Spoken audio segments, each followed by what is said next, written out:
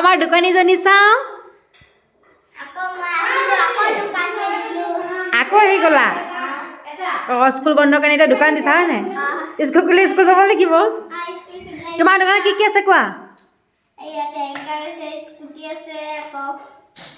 bicycle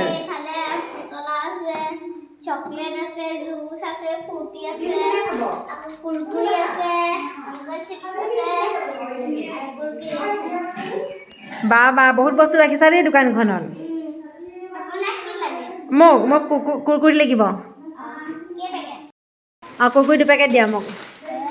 আৰু কি লাগে আৰু এটা জুচ দিয়া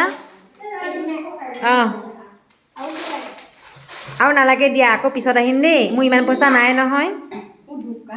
লৈছোঁ দেই পইচা নালাগে 100 টকা হৈ গ'ল 100 টকা হৈ গ'ল 100 টকা দিছোঁ ৰ'বা